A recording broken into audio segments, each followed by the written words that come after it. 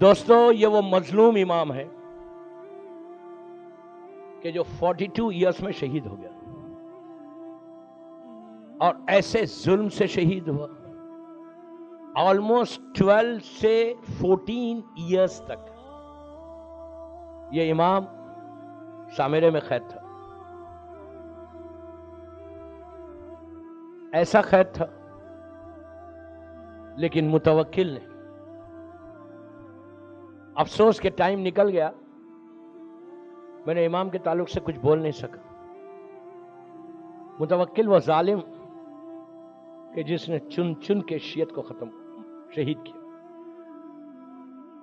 بہت آسان ہے دوستو بولنا پڑھنا بہت آسان ہے, لیکن یہ امام کی نظروں کے سامنے شیعہ ذبح ہوتے تھے, شیعہ قتل ہوتے تھے.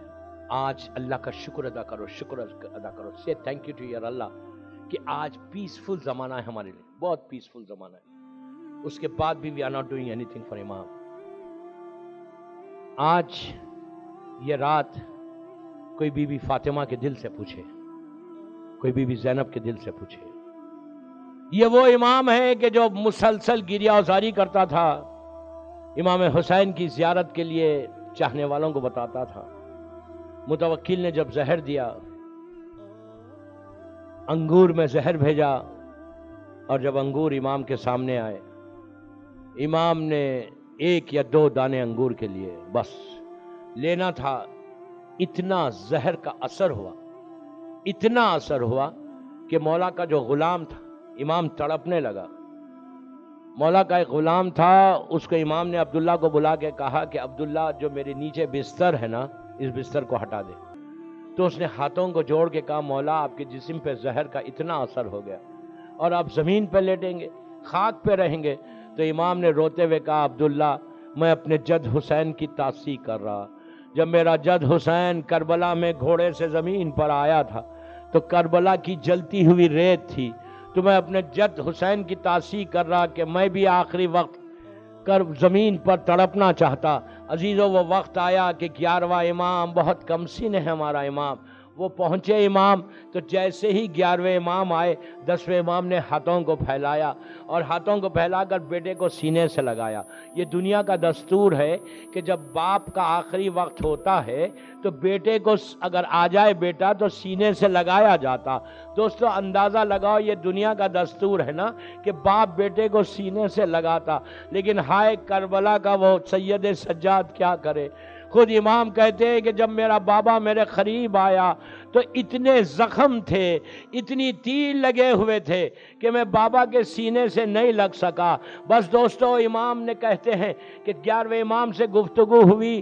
دوران گفتگو 11ویں امام کو وصیتیں کی 10ویں امام نے, اس لیے کہ غیبت کا زمانہ شروع ہو رہا تھا. امام نے وصیتیں کرنے کے بعد اپنے چاہنے والوں کو دیکھا, اپنی بیوی کو دیکھا, اپنے 11ویں امام کو دیکھا, اپنی دوسری اولاد کو دیکھ کر کہا سلام علیکہ یا اہل بیت نبوہ و معدن الرسالہ. دوستو 11ویں امام نے امامہ پھینکا, 10ویں امام کے پیروں پہ گر گئے, کہا بابا میں یتیم ہو گیا. بابا جو امام کے چاہنے والے تھے بڑی محبت سے 11ویں امام کو ہٹایا.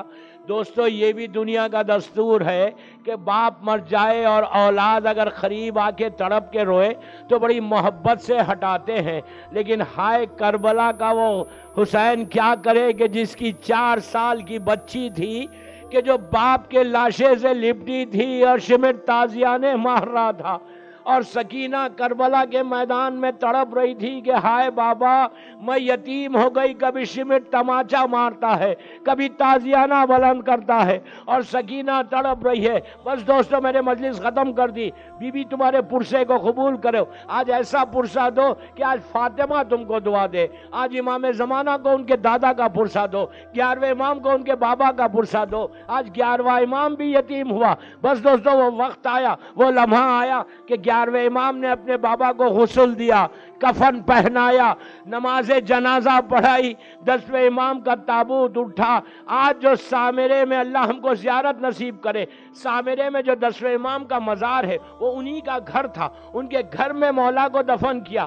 بس میں ہاتھوں کو جوڑ کے اتنا ہی بولتا ہوں کہ اے امام علی نقی علیہ السلام، میرے مولا آپ بڑی کم سنی میں شہید ہوئے، ظلم سے شہید ہوئے، وطن سے دور شہید ہوئے، لیکن مولا آپ کے آخری وقت آپ نے بیٹے کو سینے سے بھی لگایا، اور آپ کے آخری وقت شہادت ہونے کے بعد آپ کو غسل بھی دیا گیا، کفن بھی پہنایا گیا، مولا آپ کی نماز جنازہ بھی ہوئی۔ لیکن ہائے کربلا کا حسین کیا کرے کہ جس کا لاشا کربلا کی ریت پہ، جلتی ہوئی ریت پہ تھا، اور گھوڑے دوڑ رہے تھے، زینب فریاد کر رہی تھی کہ نانا یہ آپ کا حسین ہے نانا، کہ جس کے لاشے کو پامال کیا جا رہا۔